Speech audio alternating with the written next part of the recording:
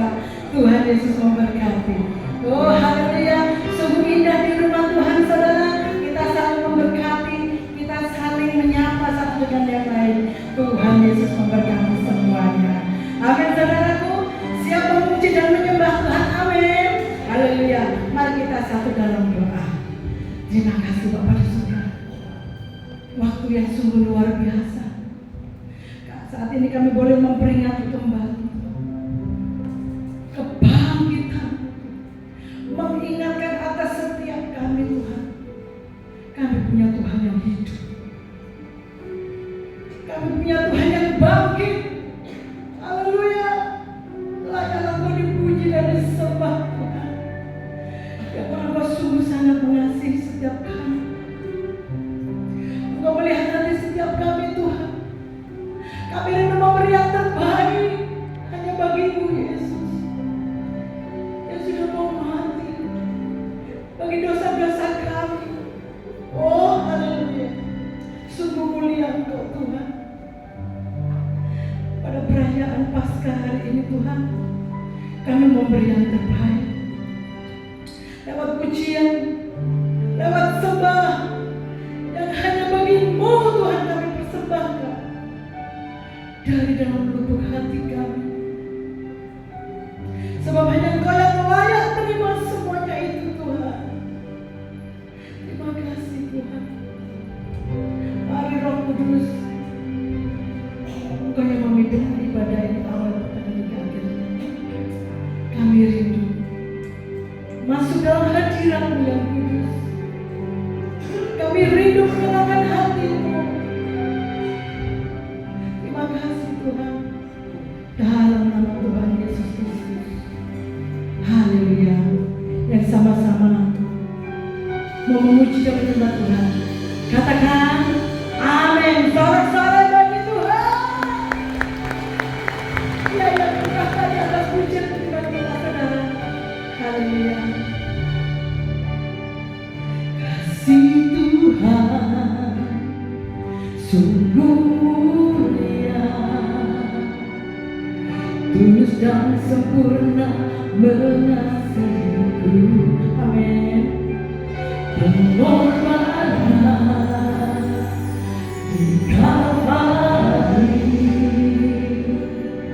sungguh berharga. Kau tebus dosaku. Terpujilah Tuhan Yesus, ditinggikan di atas pujian. Dari dalam lubuk hatiku, ku sujud dan berterima kasih.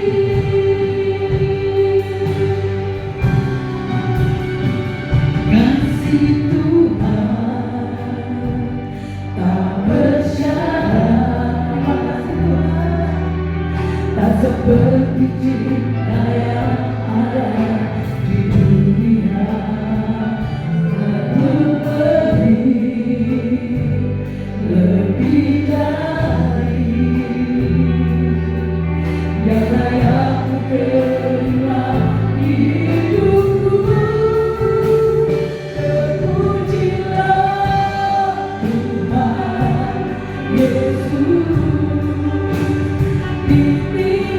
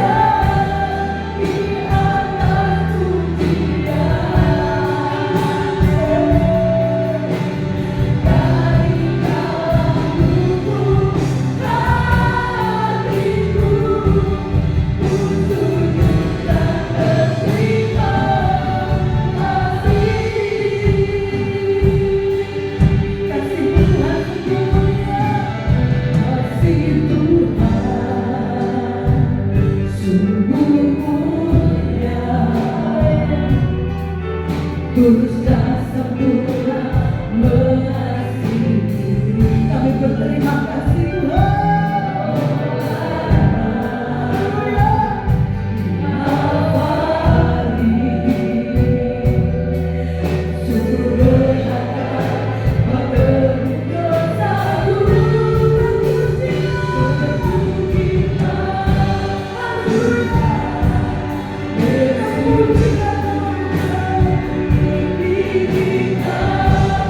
Di atas dunia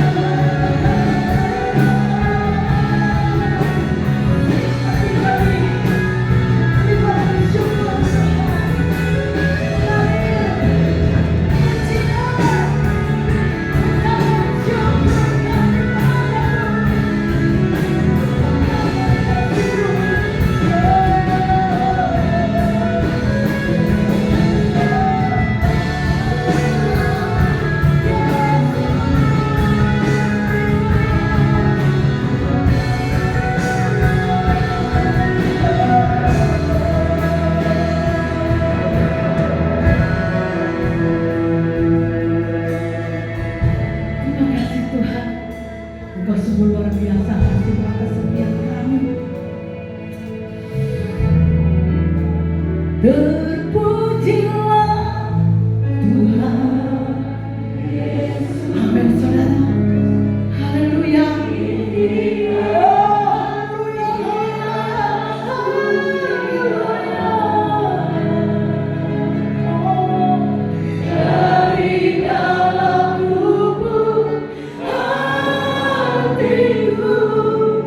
Ku sujud dan berterima kasih.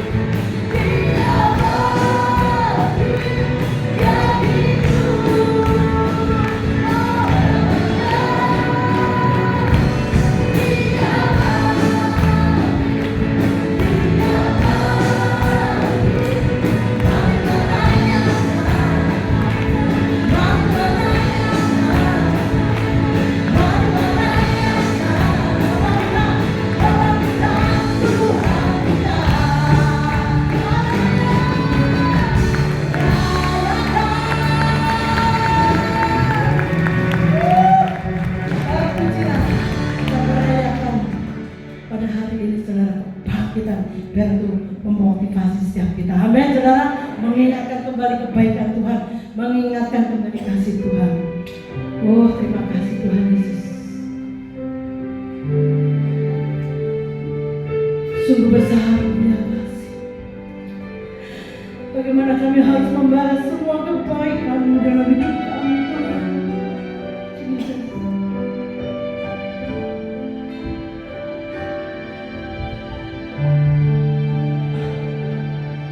Besar mulia kasih-Mu, Kau korbankan hidupmu, curahkan darah-Mu sebagai ganti dosaku.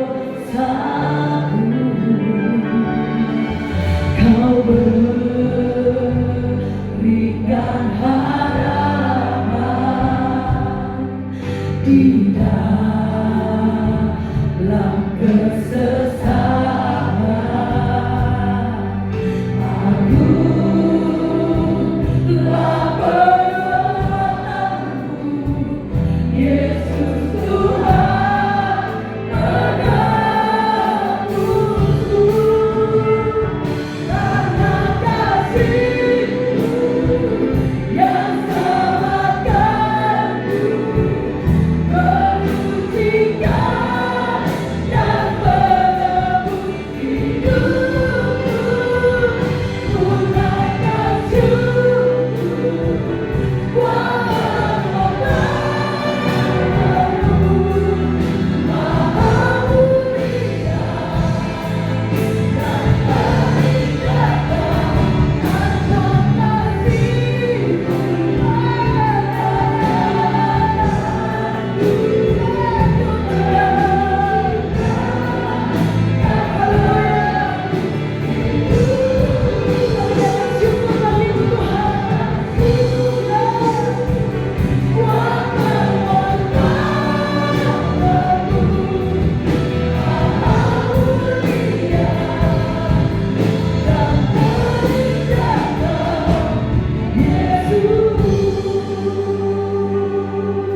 Mari jemaat tercalakan pujian ini bagi Tuhan.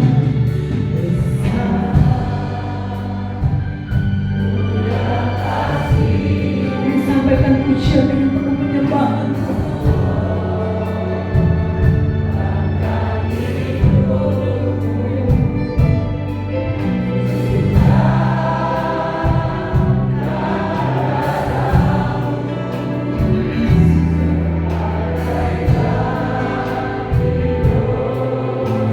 Itu sungguh luar biasa Tuhan.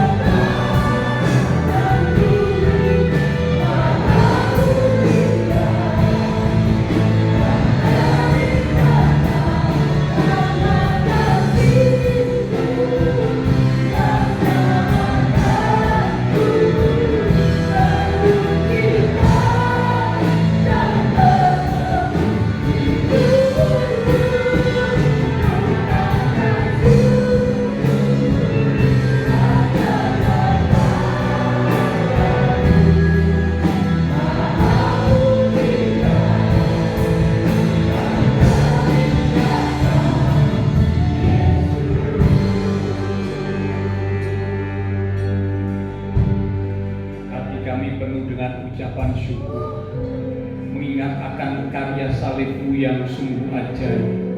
Engkau mati dan bangkit buat kami, menebus, menyelamatkan, membenarkan, bahkan mengangkat kami menjadi anak-anak-Mu. Sungguh kami bangga dan bersyukur kami boleh menjadi anak-anak Tuhan Yesus. Terima kasih Tuhan, terima kasih buat kesempatan pagi hari ini. Kami umat-umat Tuhan datang di rumah Tuhan, telah kami naikkan pujian syukur sorak-sorai kami dari hati yang sungguh percaya dan mengasihi. Biarlah setiap pujian yang kami sampaikan boleh menyenangkan hati Tuhan. Bahkan Engkau berkenan hadir di tengah-tengah ibadah kami sesuai dengan janji firman-Mu. 2-3 orang bersekutu di dalam nama Tuhan Yesus, maka Tuhan ada di tengah-tengah kami. Sebab itu kami hargai, kami hormati kehadiran Tuhan. Kami buka hati kami lebih lagi untuk kami belajar kebenaran firman Tuhan. Mari urapi setiap kami ya Roh Kudus. Biarlah dengan hati yang lembut, hati yang haus, hati yang rindu akan kebenaran firman Tuhan, sehingga ketika benih firman ditaburkan, itu sungguh boleh tertanam, berakar, bertumbuh dan berbuah dalam hidup kami, sehingga firman Tuhan semakin mendewasakan iman rohani setiap kami, bahkan menuntun langkah hidup kami terus ada di dalam kebenaran dan kehendak Tuhan. Roh Kudus, rapi pula hamba-Mu yang terbatas, taruh pikiran dan perkataan Kristus pada diri hamba-Mu. Bila Tuhan yang berkata-kata melalui mulut bibir hamba-Mu, sampaikan pesan Tuhan bagi setiap kami saat ini. Kami umat-umat Tuhan siap untuk menerimanya. Di dalam nama Tuhan Yesus Kristus, semua yang siap diberkati dengan firman Tuhan bersama kita berkata amin. Silakan kembali saudara. Shalom, ya puji Tuhan. Selamat Paskah. Tuhan berkati kita sekalian. Ya, tidak akan ada kebangkitan tanpa kematian. Ya, kebangkitan Kristus tidak akan terjadi kalau tidak ada kematian.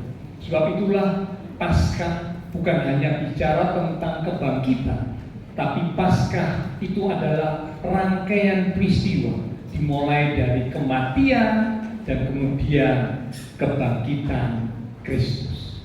Nah, melalui kebangkitan Kristus pagi hari ini ada 3 hal ya yang Tuhan mau ingatkan, Tuhan mau sampaikan, Tuhan mau pesankan buat setiap kita sebagai umat Tuhan. Ya. Yang pertama, kita lihat dari Roma pasal 1 di ayat yang ketiga sampai dengan ayat yang keempat.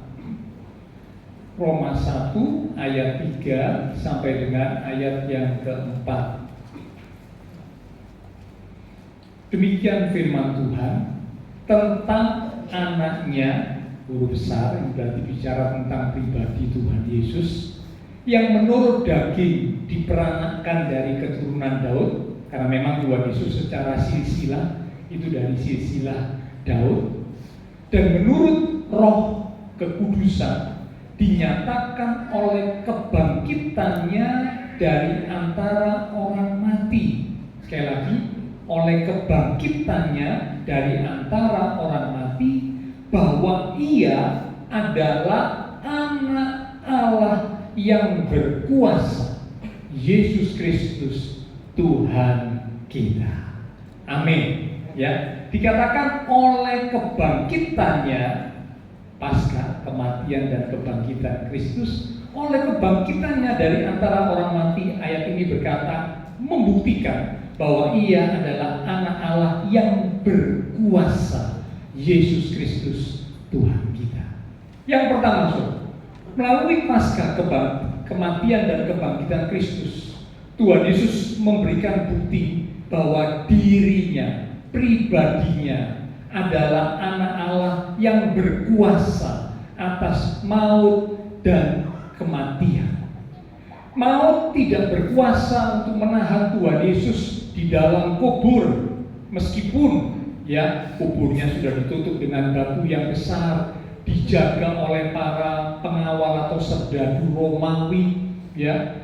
Tetapi semua itu tidak bisa menahan untuk Tuhan Yesus bangkit dari kematian.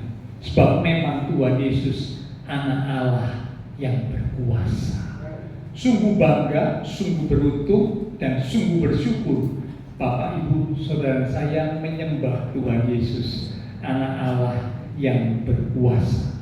Sebab itu layak Tuhan Yesus menjadi Tuhan, menjadi penguasa, menjadi pemilik atas hidup kita. Di Roma pasal yang ke-14 di ayat yang ke-9, Roma 14 di ayat yang ke-9 dikatakan, sebab untuk itulah Kristus telah mati dan hidup kembali, supaya Ia menjadi Tuhan, menjadi Tuhan, menjadi Tuhan, baik atas orang-orang mati maupun atas orang-orang hidup. Ya, dikatakan melalui kematian dan kebangkitan Kristus. Roma 14 berkata, supaya Ia menjadi Tuhan. Ya. Banyak orang-orang di Israel hingga hari ini belum mempercayai bahwa Yesus itu adalah Tuhan, bahwa Yesus itu adalah Mesias. Mereka belum percaya. Hingga hari ini banyak orang di Israel masih menunggu, masih menanti kedatangan Sang Mesias. Karena mereka tidak percaya Yesus adalah Mesias, Yesus adalah Tuhan. Mereka tidak percaya. Ya. Tetapi bersyukur Bapak Ibu Saudara dan saya, ya, yang awalnya kita ini bukan umat pilihan, karena kita bukan orang Israel, saudara, ya. Yang dikatakan dalam Alkitab umat pilihan di Perjanjian Lama itu adalah bangsa Israel. Orang Israel itu umat pilihan khusus dari Tuhan. Keturunan Abraham secara fisik, secara lahiriah itu adalah bangsa Israel. Abraham, Ishak, Yakub, 12 suku, kemudian bangsa Israel. Nah, kita bukan, kita di luar dari bangsa Israel, tetapi puji syukur kepada Tuhan, ya, oleh karena Kristus mati dan bangkit buat kita, maka Tuhan Yesus boleh menjadi Tuhan, boleh menjadi penguasa, pemilik atas hidup kita. Nah, karena Tuhan yang kita sembah adalah Anak Allah yang berkuasa, maka kepercayaan kita kepada Tuhan itu tidak sia-sia. Jadi kalau Bapak Ibu Saudara saya percaya kepada Tuhan Yesus, kepercayaan kita, iman kita kepada Tuhan Yesus itu tidak pernah sia-sia. Dicatat dalam 1 Korintus pasal yang ke-15 di ayat yang ke-17. 1 Korintus 15 di ayat yang ke-17 dikatakan, dan jika Kristus tidak dibangkitkan. Ini ada kata jika, ya. Jika itu maksudnya seandainya, gitu ya. Maka sia-sialah kepercayaan kamu dan kamu masih hidup dalam dosa. Jadi ayat ini menjelaskan dari sisi yang sebaliknya. Seandainya Kristus tidak bangkit, jika Kristus tidak bangkit, maka kepercayaan kita, iman kita kepada Kristus itu sia-sia.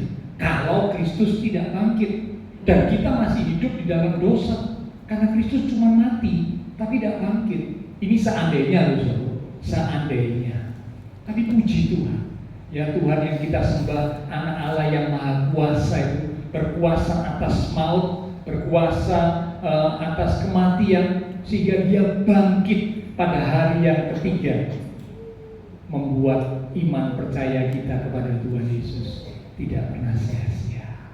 Ya, karena itu mari pegang teguh iman percaya kita kepada Tuhan.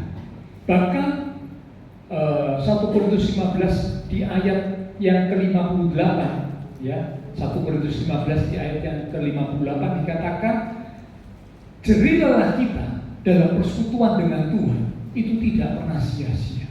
Bukan cuma iman percaya kita tidak sia-sia ketika Bapak Ibu Saudara berjerilah, berjuang, ya, melakukan sesuatu di dalam persekutuan dengan Tuhan itu tidak pernah sia-sia.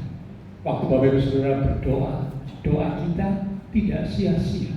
Waktu kita melayani, pelayanan kita dalam persekutuan dengan Tuhan juga tidak pernah sia-sia. Mengapa? Karena Kristus bangkit dari kematian. Ya, jadi karena itu sebagai umat Tuhan, mari kita mau lebih lagi sungguh-sungguh dalam Tuhan. Ya, sungguh-sungguh beribadah. Kalau dikasih kesempatan melayani, sungguh-sungguh melayani. Ya, yang mungkin tidak bisa melayani di mimbar, bisa melayani di rumah tangga masing-masing, melayani anggota keluarga yang lain, ya, hidup memuliakan Tuhan. Semua itu adalah bagian dari pelayanan. Tidak semua orang harus berdiri di mimbar. Kalau semua umat Tuhan harus berdiri di mimbar, siapa yang menjadi jemaat? Tidak ada. Ya, jadi ada yang berdiri di mimbar, dipercaya Tuhan untuk melayani di mimbar, tapi ada juga yang sebagai jemaat, tapi bisa melayani di keluarga rumah tangga, melayani di dalam pekerjaan bisnis saudara, semua bisa dilakukan, asalkan dilakukan dengan penuh kesungguhan, dengan mata yang tertuju kepada Tuhan, dengan satu tujuan, Tuhan dimuliakan melalui hidup kita. Ya, Tuhan dimuliakan melalui keberadaan kita.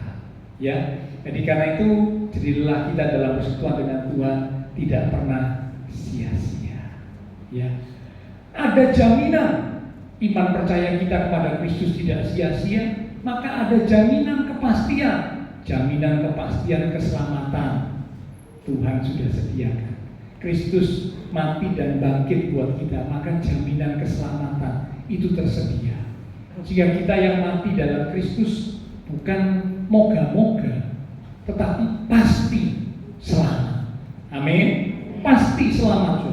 Yang mati dalam iman kepada Tuhan Yesus pasti selamat, karena ada jaminan keselamatan. Ya, jadi doanya bukan semoga diterima atau ada di samping Tuhan, tidak, tapi pasti ada bersama Tuhan di surga, menerima keselamatan karena Kristus jadi jaminan buat kita. Kebangkitan Kristus jadi jaminan keselamatan buat kita. Kebangkitan Kristus juga menjadi jaminan kemenangan buat kita. Kalau Bapak Ibu Saudara saya menghadapi pergumulan, kesulitan, tantangan, masalah dalam hidup ini, jangan khawatir, jangan takut, jangan patah semangat. Mengapa? Karena kebangkitan Kristus itu jadi jaminan untuk kemenangan kita. Dicatat di dalam 2 Korintus pasal yang kedua, di ayat yang ke-14 bagian A. 2 Korintus pasal yang kedua, di ayat yang ke-14 bagian A. Tetapi syukur bagi Allah yang dalam Kristus selalu membawa kami di jalan kemenangannya. Amin. Ada kata selalu. Selalu itu berarti bukan kadang-kadang. Kadang menang, kadang kalah. Enggak. Tapi Alkitab berkata Kristus selalu membawa kita di jalan kemenangannya. Jaminan kemenangan Tuhan sediakan buat kita. Ya, pergumulan yang kita hadapi, tantangan, masalah, kesulitan yang kita hadapi, ya, mari jangan sampai membuat kita kalah, membuat kita kehilangan harapan. Jangan. Ya, karena apa? Jaminan kemenangan disediakan melalui kebangkitan Kristus. Ada jaminan kemenangan buat kita. Bahkan satu ayat berkata kita ini lebih daripada orang-orang yang menang. Itu ada di Roma pasal 8 ayat yang ke-37. Ini ayat yang terkenal ya. Roma 8 ayat 37 dikatakan kita lebih dari orang-orang yang menang. Dibuatlah lagu lebih dari pemenang dalam segala perkara. Artinya apa? Kalau lebih dari pemenang itu berarti selalu menang. Ya, dalam bahasa sehari-hari itu dibilang menangan. Ya, menangan itu berarti selalu menang, selalu menang. Ya, itu lebih dari pemenang. Karena jaminan kemenangan Kristus sediakan buat kita melalui kebangkitannya. Ya, jadi ini yang pertama, melalui kebangkitan Kristus dikatakan ditunjukkan bahwa sungguh Dia Tuhan, Dia Anak Allah yang berkuasa. Maut, kematian dikalahkan, maka segala persoalan tantangan hidup kita itu kecil buat Tuhan. Ada jaminan kepastian kemenangan buat setiap kita, umat-umatnya yang percaya kepadanya. Yang kedua, melalui Paskah, kematian dan kebangkitan Kristus. Yang kedua, Tuhan mau supaya arah kehidupan kita itu diubahkan. Sekali lagi, arah hidup kita diubahkan. Dicatat dalam Alkitab, dua murid, salah satunya bernama Kleopas, yang satunya nggak disebutkan siapa namanya, sempat kecewa ketika melihat dan menyaksikan guru yang mereka cintai, ya, Tuhan yang mereka harapkan menjadi pemimpin yang agung mati di atas kayu salib. Dua murid ini sempat kecewa. Lalu mereka berniat pulang ke kampung halamannya yang ada di Emmaus. Ya, dalam perjalanan pulang bukan kebetulan Tuhan Yesus yang bangkit menghampiri mereka. Ya, dan ketika Tuhan bertemu dengan mereka, Tuhan bercakap-cakap dengan mereka, wah, membuat hati mereka yang tadinya lemah, yang tadinya tidak berdaya, yang tadinya lesu, yang tadinya tidak bersemangat, bahkan mungkin sudah kehilangan harapan, putus asa, hati mereka jadi mulai berkobar-kobar. Tapi mereka belum menyadari bahwa yang berjalan dan berbincang-bincang dengan mereka adalah Tuhan Yesus yang bangkit. Mereka belum sadar karena ada sesuatu yang menutupi mata mereka. Itulah kekecewaan. Ya, tapi ketika sampai di rumah mereka, Tuhan Yesus ikut masuk ke rumah mereka, lalu Tuhan memecahkan roti, dan saat itulah mereka sadar, oh, ini Tuhan Yesus yang bangkit. Dan ketika mereka sadar, mereka tahu bahwa Tuhan Yesus yang bangkit menunjukkan diri kepada mereka berdua, semangat mereka jadi kuat kembali, jadi hidup kembali. Begitu tadi sudah sampai di rumah sebentar, segera mereka langsung kembali lagi ke Yerusalem. Karena dari Yerusalem sampai ke Emmaus itu perjalanan yang cukup lumayan jauh, ya, kurang lebih sekitar 2 kilo, kurang lebih, ya. Baru nyampe langsung kembali karena sukacita, karena semangat mereka bertemu dengan Tuhan Yesus yang bangkit. Ini menunjukkan kebangkitan Kristus seharusnya mengubah arah kehidupan umat Tuhan. Seperti dua murid yang tadi arahnya ke Emmaus, ke kehidupan lamanya. Kebangkitan Kristus mengubah mereka sekarang putar haluan kembali ke Yerusalem. Tuhan mau melalui kebangkitan Kristus arah hidup kita umat Tuhan itu diubahkan. Dalam Kolose pasal yang ketiga, kita lihat Kolose pasal yang ketiga di ayat yang pertama sampai dengan ayat yang kedua. Kolose 3 ayat pertama sampai dengan ayat yang kedua. Karena itu, kalau kamu dibangkitkan bersama dengan Kristus, artinya ketika Kristus bangkit, kita umat Tuhan juga mengalami kebangkitan dalam kehidupan rohani kita. Ya, lanjut dikatakan, carilah perkara yang di atas, di mana Kristus ada, duduk di sebelah kanan Allah. Pikirkanlah perkara yang di atas, bukan yang di bumi. Dikatakan cari dan pikirkan perkara yang di atas. Saudaraku, banyak umat Tuhan seringkali belum mengalami perubahan arah hidup. Sudah jadi umat Tuhan, seharusnya kita Kolose ini terjadi dalam hidup kita. Arah hidup kita diubah, mencari perkara di atas, memikirkan perkara di atas, perkara surgawi lebih daripada apa yang ada di bumi. Tapi sayang, ada banyak umat Tuhan arah pikirannya, arah kehidupannya masih tertuju kepada apa yang di dunia. Ya, memang uang itu kita butuhkan, perlu dalam hidup di dunia ini kita membutuhkan uang, betul. Ya, kita membeli sesuatu menggunakan uang.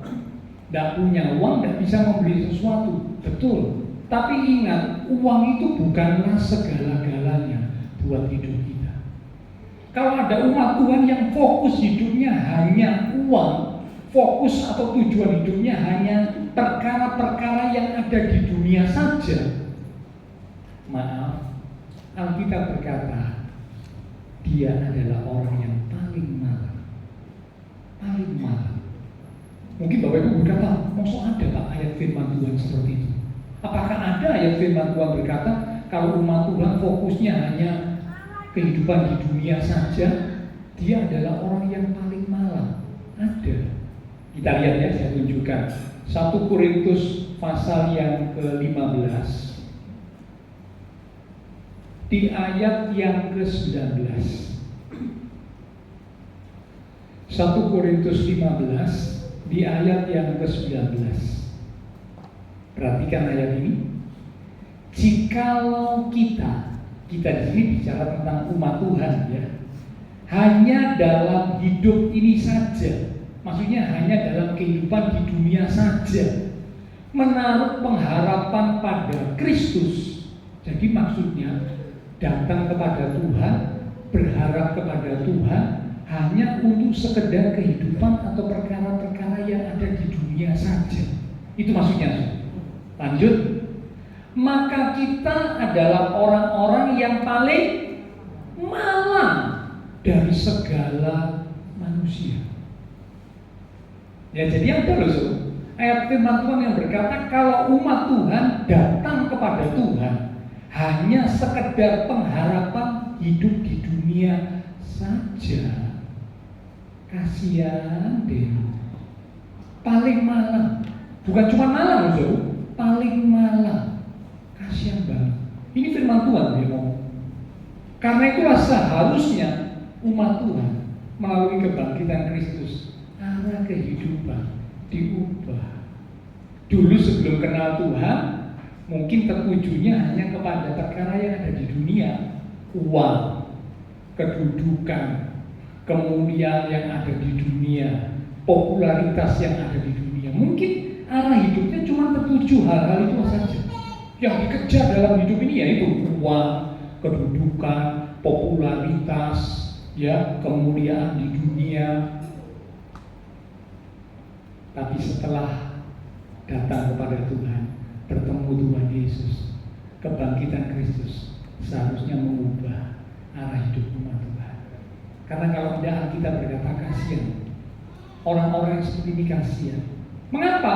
Karena iblis juga bisa kasih kekayaan, bisa. Ya, iblis juga bisa kasih kemuliaan dunia. Bisa. Ingat pencobaan yang dilakukan oleh iblis terhadap Tuhan Yesus setelah berkuasa.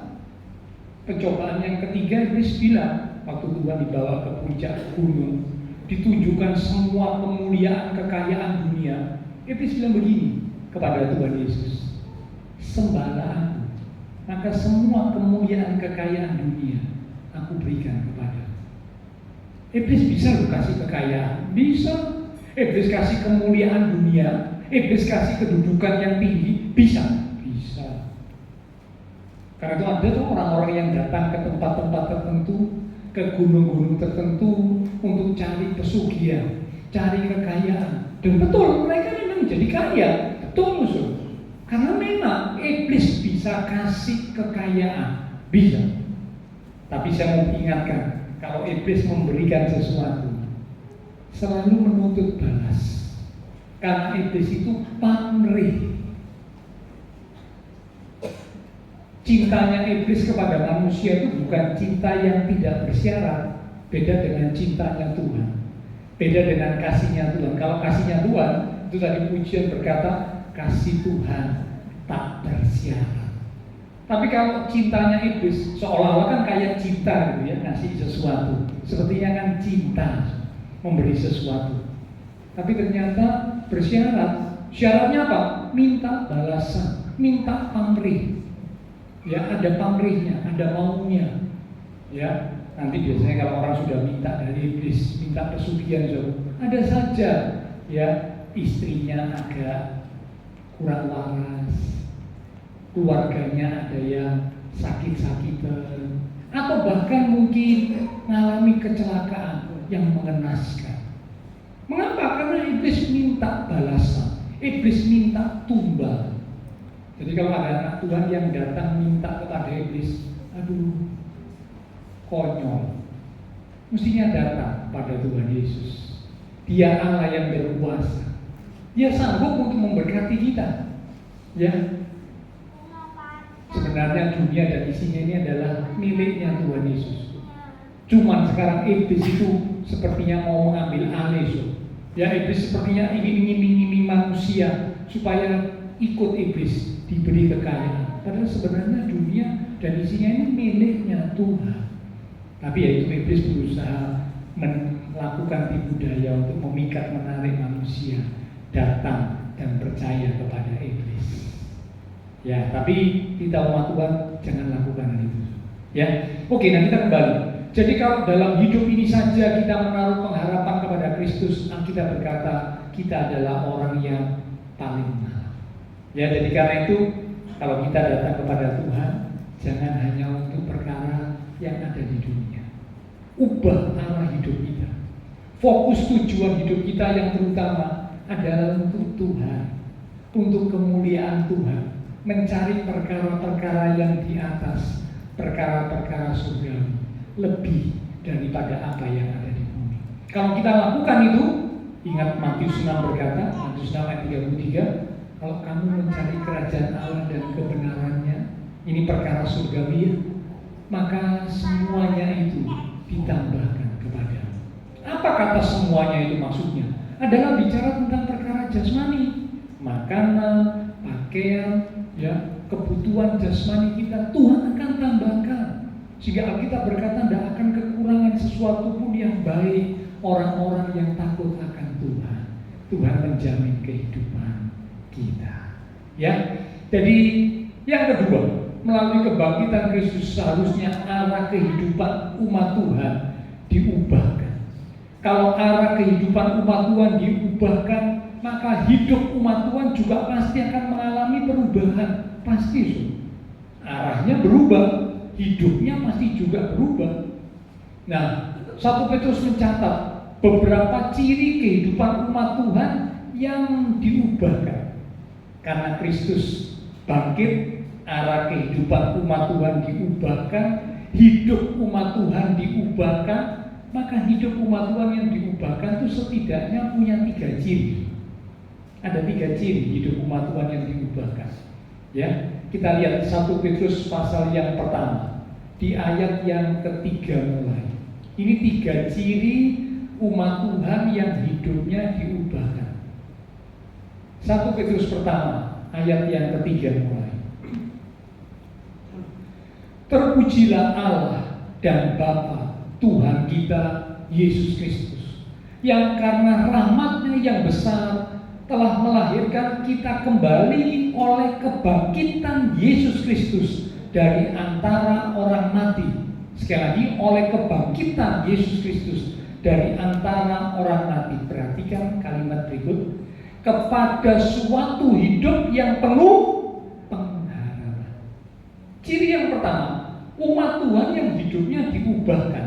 Karena arah pandangan hidupnya diubah, hidupnya jadi berubah, maka ciri yang pertama, hidupnya penuh pengharapan. Hidup umat Tuhan itu selalu penuh pengharapan.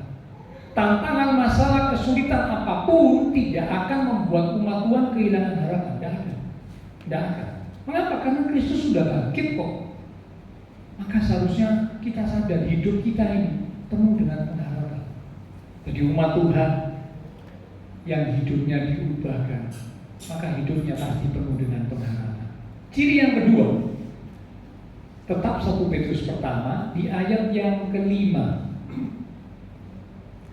yaitu kamu yang dipelihara dalam kekuatan Allah karena imanmu sementara kamu menantikan keselamatan yang telah tersedia untuk dinyatakan pada zaman akhir. Dikatakan dipelihara dalam kekuatan Allah karena imanmu. Yang kedua, ciri umat Tuhan yang diubahkan. Yang kedua adalah hidupnya terpelihara oleh kekuatan Tuhan. Dipelihara oleh kekuatan Tuhan. Ya. Nah, kalau bicara tentang kekuatan Tuhan, saudara jangan sampai meragukan kekuatan Tuhan. Ya, kekuatan Tuhan kita itu luar biasa. Mau saja dikalahkan, kok kematian saja dikalahkan, apalagi cuma tantangan kehidupan. Sekali lagi kecil buat Tuhan, terlalu gampang buat Tuhan. Cuma itu, Tuhan izinkan kita ngalami. Ingat Jumat kemarin, supaya kita sadar, oh ya, saya membutuhkan Tuhan. Kalau nggak ada tantangan masalah kesulitan, kadang-kadang kita ini jadi santai. Kita ini kurang dekat Tuhan. Jumat kemarin firman Tuhan mengingatkan Daud jadi dekat Tuhan ketika lewat lembah kekelaman. Ayub jadi memiliki pengenalan akan Tuhan secara pribadi ketika melewati kesulitan yang begitu luar biasa. Sebelumnya Ayub hanya mendengar tentang Tuhan dari kata orang, tapi tidak pernah punya pengenalan pribadi terhadap Tuhan. Tidak pernah. Itu pengakuan Ayub sendiri, sudah bisa baca di Ayub 42. Tapi setelah melewati lembah kekelaman yang begitu hebat, 10 anaknya mati semua. Semua hartanya habis ludes. Kesehatannya dari kepala sampai kaki semuanya kena serangan borok yang parah dari kepala sampai kaki. Tidak ada yang bisa dipilih, karena semuanya penuh dengan borok-borok yang parah.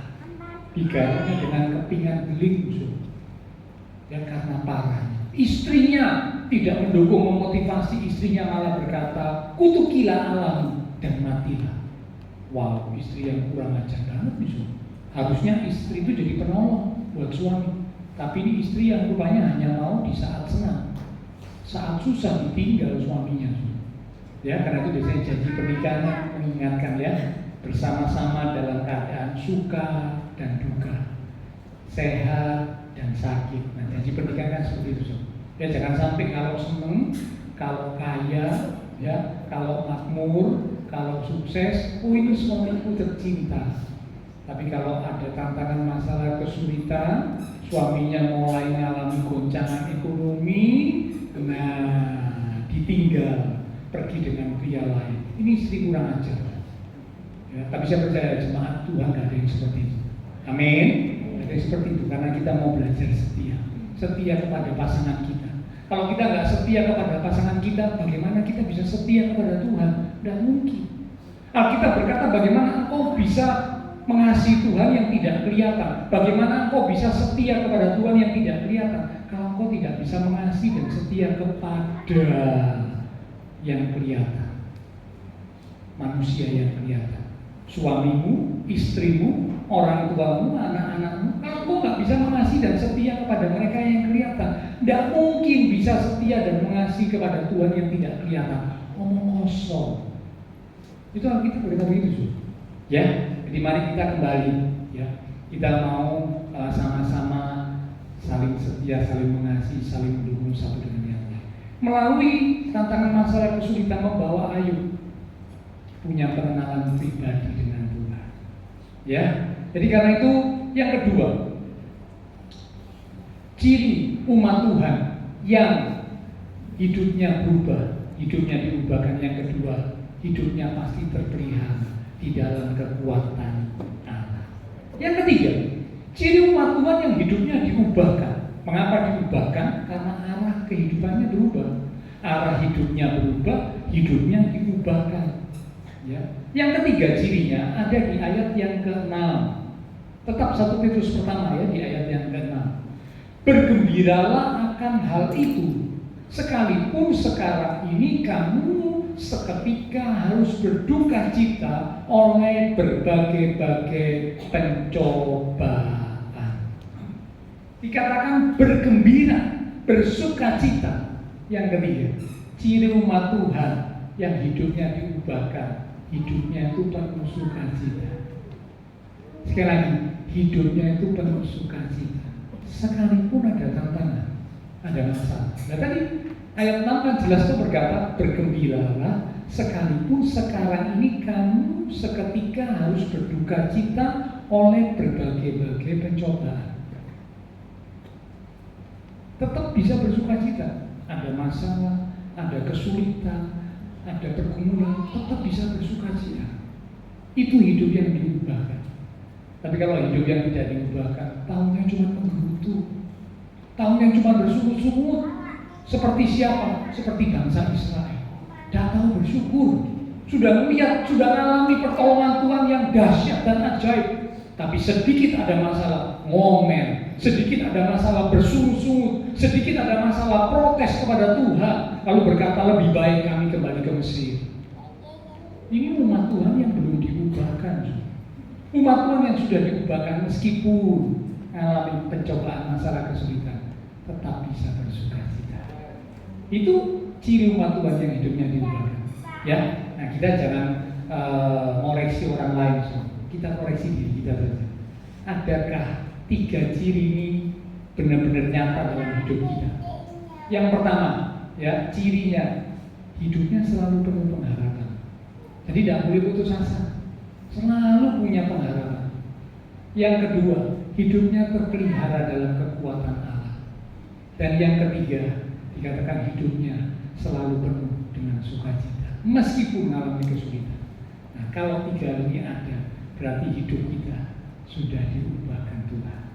Hidup kita diubahkan karena arah hidup kita bukan kepada apa yang ada di dunia, tapi arah kehidupan kita tertuju kepada perkara di atas, perkara surga. Maka hidup kita diubahkan. Yang ketiga sekarang, yang terakhir, ya. Jadi yang pertama, melalui kebangkitan Kristus dikatakan membuktikan kepada kita bahwa Yesus adalah Tuhan, Anak Allah yang berkuasa, mau kematian dikalahkan. Maka iman percaya kita kepada Tuhan Yesus tidak sia-sia. Ada jaminan keselamatan, ada jaminan kemenangan. Bahkan jadilah dalam persekutuan dengan Tuhan juga tidak sia-sia.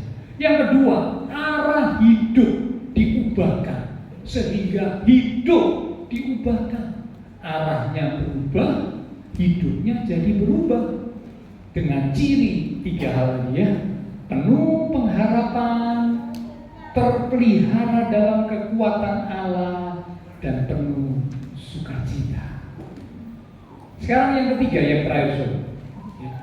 Melalui kebangkitan Kristus, kita lihat 1 Korintus 15 ayat 3 sampai 4. 1 Korintus 15 ayat 3 sampai dengan ayat yang keempat. Sebab yang sangat penting telah kusampaikan kepadamu, yaitu apa yang telah kuterima sendiri. Ini ayat yang sudah sangat terkenal, ya, tapi kita baca lagi mengingatkan kita. Apa yang sangat penting? Ialah bahwa Kristus telah mati karena dosa-dosa kita sesuai dengan kitab suci. Bahwa ia telah dikuburkan dan bahwa ia telah dibangkitkan pada hari yang ketiga sesuai dengan kitab suci. Semuanya terjadi selalu sesuai dengan kitab suci. Kematian Kristus terjadi sesuai kitab suci. Kebangkitan Kristus terjadi sesuai kitab suci. Maka yang ketiga, melalui Paskah, peringatan bukan hanya kematian tapi juga kebangkitan Kristus, Tuhan mau mengingatkan kita. Yang ketiga, firman Tuhan harus menjadi patokan utama, standar utama hidup kita. Sekali lagi, firman Tuhan harus menjadi standar, patokan utama dalam hidup kita. Karena semua yang terjadi, Alkitab menulis selalu sesuai dengan kitab suci. Nah, kalau Bapak Ibu Saudara, saya sebagai umat Tuhan tidak memegang standar firman Tuhan, kita akan disesatkan. Beberapa hari yang lalu saya mendengar berita, tapi saya masih cek ini, ya, betul apa enggak. Cuman berita ini sudah tersebar luas juga, mungkin ada Bapak Ibu yang juga melihat beritanya di sosmed, ya. Sudah disampaikan ya oleh salah satu penguasa yang cukup berkuasa gitu saudara ya, yang punya otoritas gitu ya, bahwa pernikahan gay atau lesbi itu boleh diberkati di gereja. Dan ini yang menyampaikan bukan cuma negara tertentu loh. Dulu kan cuma negara tertentu ya. Tapi ini penguasa yang memegang kendali atas banyak negara di dunia. Saya nggak mau sebut ya. Tapi kalau Bapak Ibu Saudara yang sudah tahu beritanya ya sudah. Ya. Ini dikatakan bahwa gereja harus menerima orang berdosa.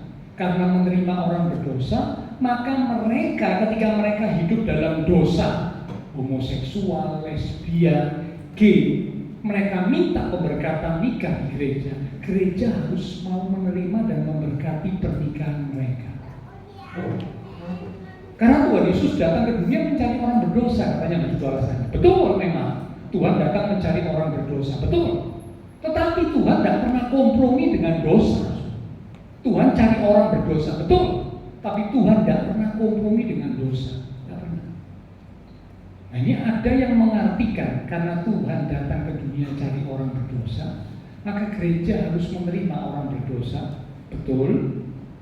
Tapi lanjutannya, gereja harus mau juga menerima pemberkatan pernikahan orang-orang yang menikah dengan sama jenis, pria dengan pria, wanita dengan wanita. Kan sekarang marak sebenarnya kehidupan seperti itu ya, gay, lesbi, itu marak sekarang. Nah Alkitab menegaskan itu tidak disukai oleh Tuhan. Ayatnya saya tunjukkan dulu ya, supaya Bapak Ibu Saudara saya makin mantap bahwa firman Tuhan ternyata ada. Kita lihat ya dalam Roma pasal 1 ayat yang ke-26 mulai, supaya kita pegang teguh firman Tuhan. Roma 1 ayat 26 mulai. Karena itu Allah menyerahkan mereka kepada hawa nafsu yang memalukan. Apa hawa nafsu yang memalukan itu apa? Lanjut. Sebab istri-istri mereka menggantikan persetubuhan yang wajar dengan yang tak wajar. Apa persetubuhan yang tak wajar itu apa? Lanjut 27. Demikian juga suami-suami meninggalkan persetubuhan yang wajar dengan istri mereka. Dan, ini penjelasannya, apa yang tidak wajar itu apa? Menyala-nyala dalam berahi mereka seorang terhadap yang lain, sehingga mereka melakukan kemesuman laki-laki dengan laki-laki, dan karena itu mereka menerima dalam diri mereka balasan yang setimpal untuk kesesatan mereka. Lanjut di ayat yang ke-32. Saya langsung lompat ayat 32. Sebab walaupun mereka mengetahui tuntutan-tuntutan hukum Allah, standar firman Tuhan seperti apa tahu ya, yaitu bahwa setiap orang yang melakukan hal-hal demikian itu hal-hal di atasnya ya, termasuk tadi itu ya, persetubuhan yang tidak wajar, gay, lesbi, itu termasuk patut dihukum mati. Mereka bukan saja melakukannya sendiri, tetapi mereka juga setuju dengan mereka yang melakukannya. Saudara garis bawahi kata mereka bukan saja melakukannya sendiri, tapi mereka juga setuju dengan mereka yang melakukan. Jadi kalau ada umat Tuhan bilang, Pak, yang penting kan saya enggak gay, Pak, saya enggak lesbi. Tapi saya setuju loh Pak, kalau pernikahan gay, pernikahan lesbi itu diberkati di gereja. Saya mau katakan, firman Tuhan berkata, orang yang seperti ini tidak bisa. Tidak bisa. Jadi kalau Bapak Ibu cermati ayat-ayat ini ya, tidak bisa. Ya, karena itu mari pegang teguh firman Tuhan. Kalau kita umat Tuhan tidak pegang teguh firman Tuhan, dengar kata seseorang yang mungkin punya kedudukan, punya kuasa, punya pengaruh, iya ya, benar ya, sakno loh orang berdosa itu mesti diterima. Karena orang berdosa mesti diterima, keadaan mereka seperti itu mesti diterima. Maka kalau mereka minta pernikahan di gereja, ya gereja mesti menerima dan memberkati. Disesatkan, tertipu. Karena apa? tidak megang teguh firman Tuhan. Ya, saya titip pesan pagi ini. Ini hal yang ketiga yang tidak kalah penting. Mari kita umat Tuhan pegang teguh firman Tuhan. Jangan gampang-gampang percaya kata-kata manusia. Jangan, saudara. Kalau kata-kata manusia yang nggak cocok firman, jangan dipercaya. Termasuk kata-kata saya yang nggak cocok firman. Kalau mungkin ada kata-kata saya yang Bapak Ibu lihat, Pak Gembala ngomong kok nggak sesuai firman ya jangan dipercaya. Itulah sebabnya ketika saya menyampaikan firman Tuhan, selalu saya mengutip ayat. Karena apa? Saya tidak mau pakai pikiran dan pandangan saya sendiri.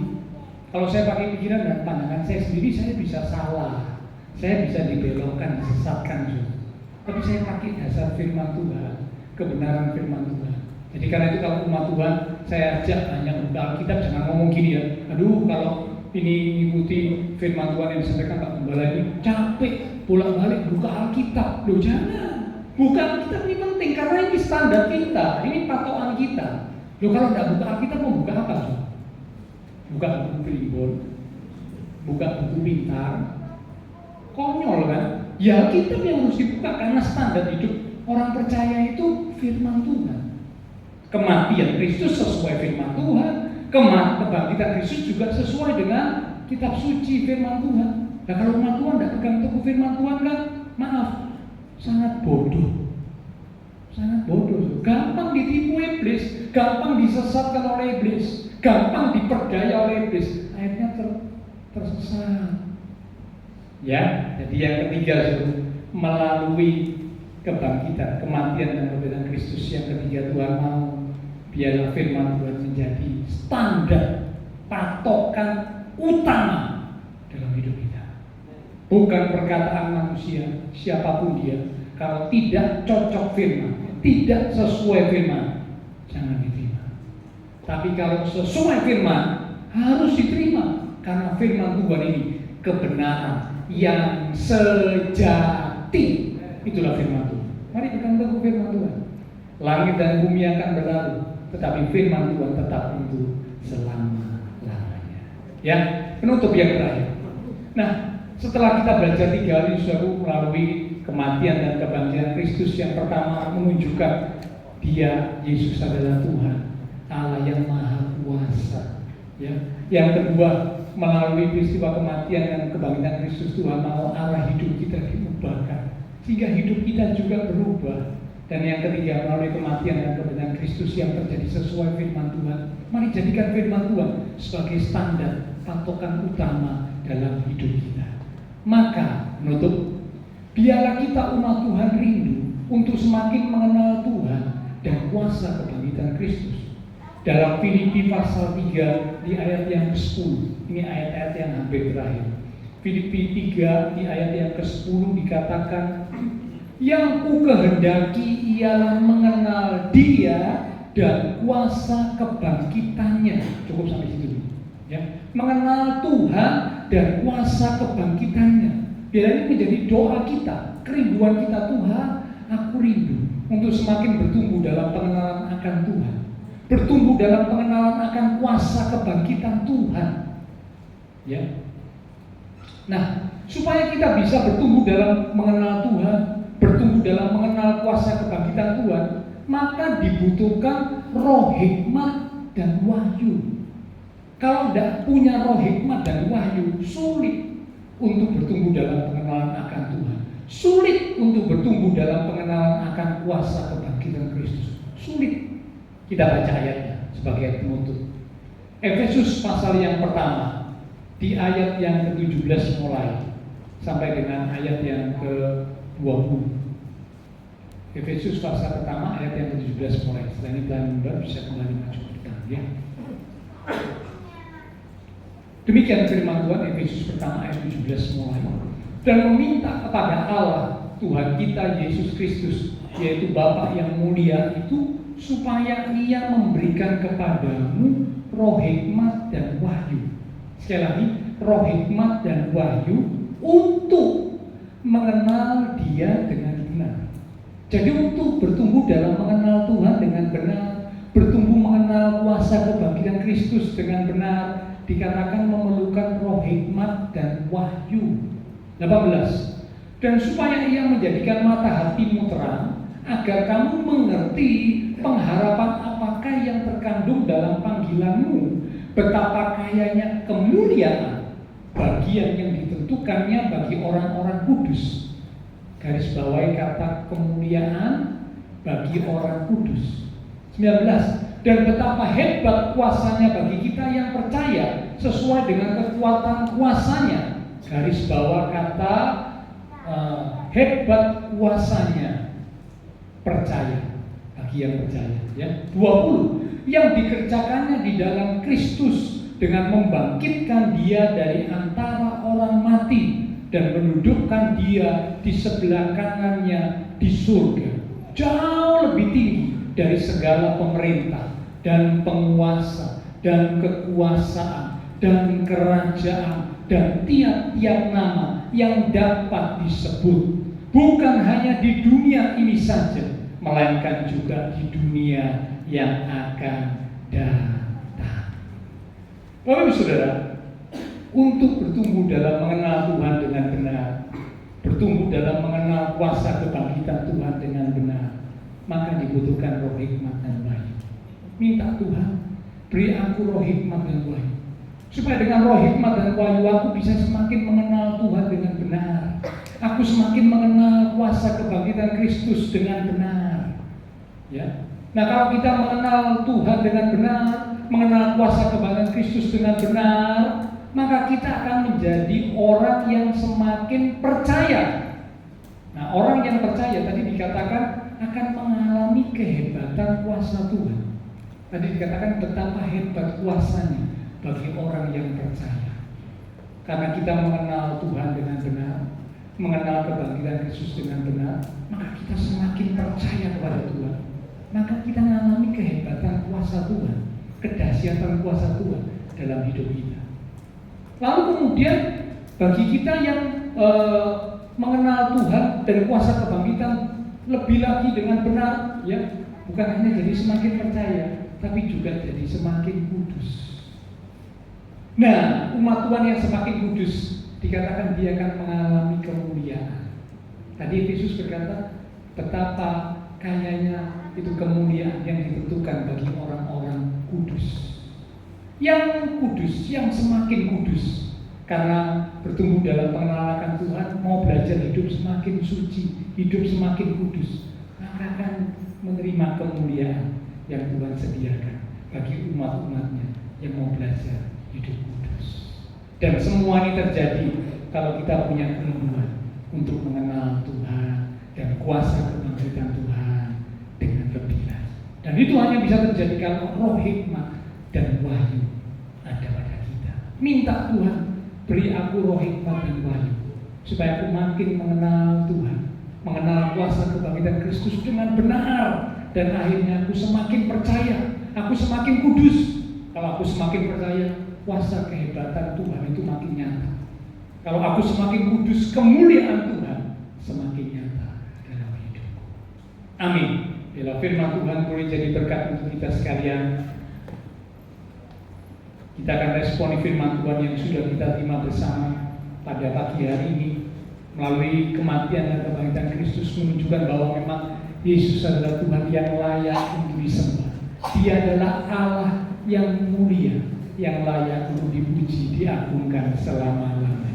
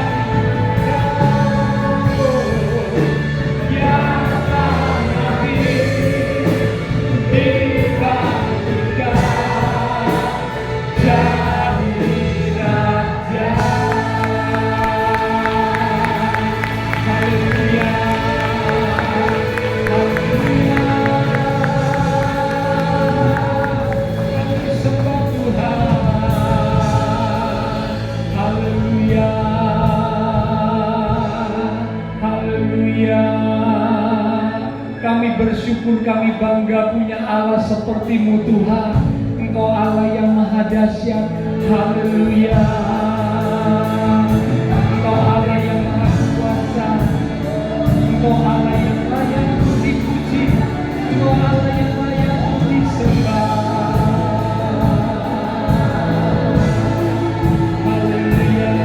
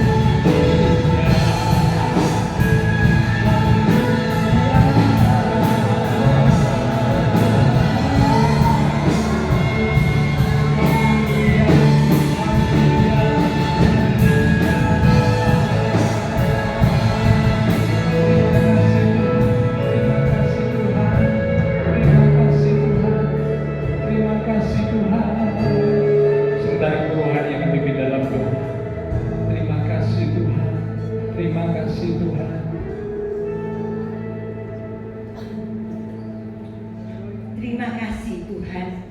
Sungguh Engkau Allah yang patut ditinggikan, diagungkan, dimuliakan. Karena Engkau sesungguhnya anak Allah yang hidup. Engkau telah mati, dikuburkan dan dibangkitkan. Dan melalui kuasa kebangkitan-Mu Tuhan, kami boleh melihat dan mengalami perubahan dalam hidup kami. Kami boleh mengerti bahwa sesungguhnya jaminan keselamatan, jaminan kemenangan itu benar-benar terjadi dalam kehidupan kami. Karena kami punya Allah yang hidup, maka kami umat Tuhan adalah umat yang hidup berkemenangan dalam Engkau. Sebab itu Tuhan, tujuan hidup kami, arahan hidup kami bukan lagi untuk hal-hal yang sementara yang membuat kami gampang gelisah, khawatir dan takut.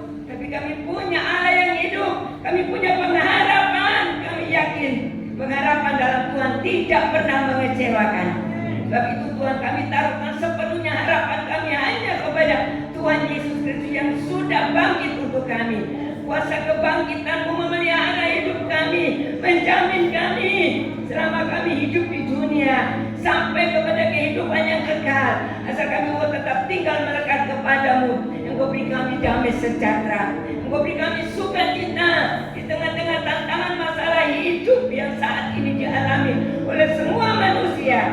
Tapi sebagaimana kami orang yang percaya, Engkau berjanji, Engkau menyertai kami bahkan sampai kepada kesudahan alam. Dan kami pegang firman Tuhan, firman Tuhan ya dan amin. Firman Tuhan hidup dan berkuasa, firman Tuhan yang membawa kehidupan kami berarti. Kehidupan kami mengalami kuasa kebangkitan Tuhan. Kami perlu hikmat dari Tuhan. Mari Roh Kudus berikan kami hikmat yang khusus, sehingga kami menjadi umat Tuhan yang terus menarahkan pandangan hidup kami hanya kepada Tuhan. Mata kami tertuju kepada-Mu Tuhan. Dan kami tahu kalau pengharapan kami kepada Tuhan terus berjalan dan berjalan menuju kepada kesempurnaan iman kami. Jika satu kali nanti salib akan digantikan dengan mahkota, kami akan menerima setiap janji Tuhan dalam hidup kami. Baik janji untuk hidup yang sementara di dunia ini, kami taruhkan sepenuhnya dalam tangan-Mu Tuhan. Sehingga walaupun banyak tantangan masalah pergumulan, tapi kami melihat melalui semuanya itu Engkau memberikan kami kekuatan yang ekstra. Engkau memberikan kami kekuatan baru. Engkau menguduskan hidup kami, sehingga kami boleh melihat kemuliaan Allah dinyatakan dalam hidup kami.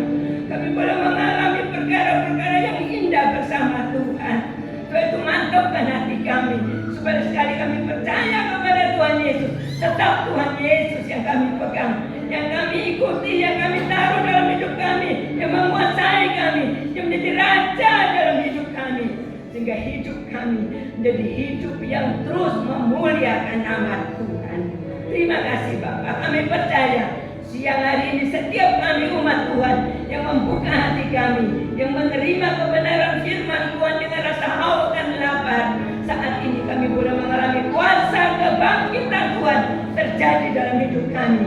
Yang susah dihiburkan, yang lemah dikuatkan, yang sakit oleh kuasa bilur Tuhan disembuhkan. Kami percaya tidak ada yang mustahil. Kalau kami yakini setetes darah Tuhan cukup untuk memberikan kami kesembuhan bagi yang sakit. Yang kalau ada dalam keadaan kelemahan, Tuhan sudah berikan kekuatan baru. Yang ada masalah, Tuhan berikan jalan keluar. Apapun pergumulan dalam hidup ini, Tuhan berjanji memberikan kemenangan.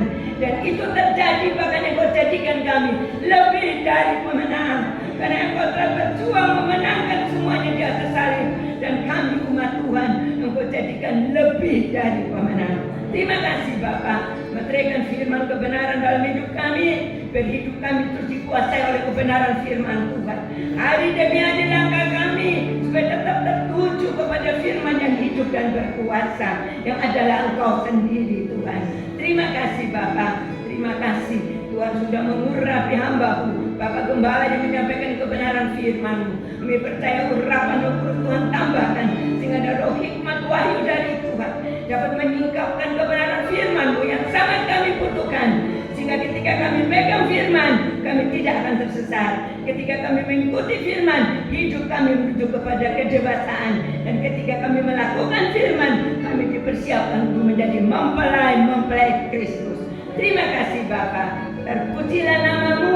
Kami serahkan doa kami dengan penuh ucapan syukur dalam nama Tuhan Yesus Kristus, menjadi Tuhan dan Juru Selamat kami, Allah yang hidup, Juru Selamat kami kekal selama-lamanya. Amin. Silakan duduk kembali Bapak Saudara.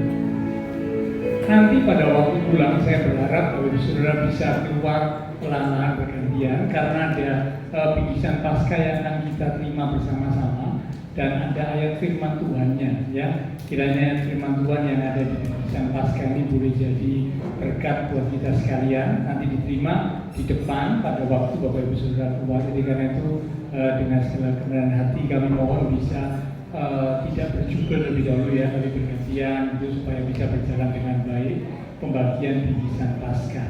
Ya, Tuhan berkati kita sekalian. Sebentar kita akan menyaksikan tampilan pujian ya dari adik-adik Rahel Kids yang akan memuji Tuhan di peristiwa peringatan kematian dan kebangkitan Kristus.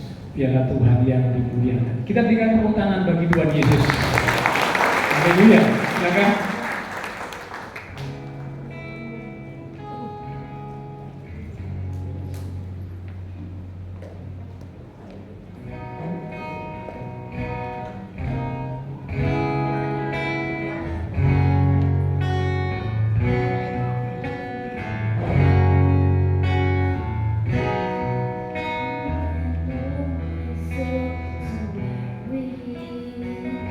When troubles come